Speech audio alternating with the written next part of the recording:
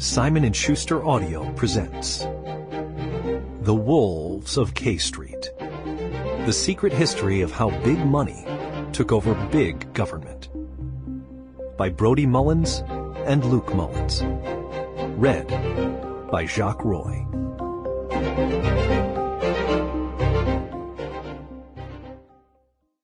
For Mom and Dad.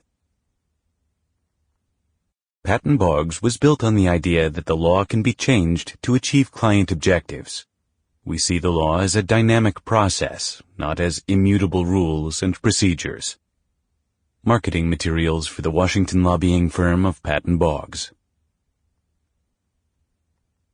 Prologue. July 9th, 2015, Gainesville, Virginia.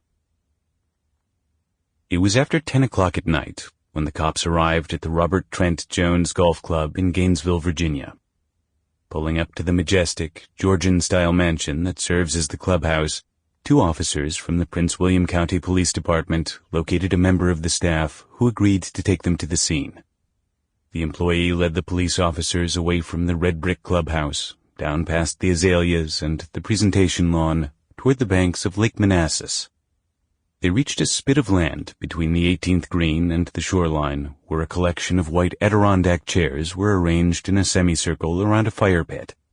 The secluded, serene spot was popular with the club's members, who liked to gather here after finishing their rounds of golf.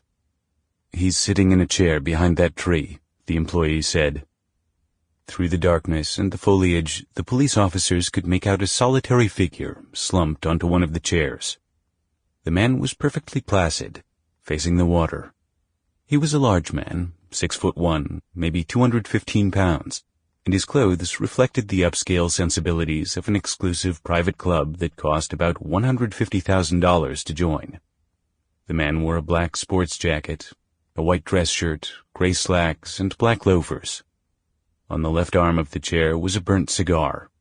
On the grass next to him was an empty bottle of Petrus, a rare wine produced on a 28-acre estate in Bordeaux, France, that cost $1,500 at the club.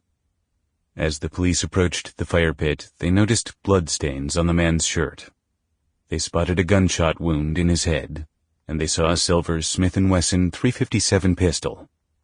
One of the officers put her fingers on the man's neck to check his pulse. His skin, she found, was stiff, and despite the humid air of the summer's evening, the man's body was cold to the touch. Nestled 37 miles. Sample complete. Ready to continue?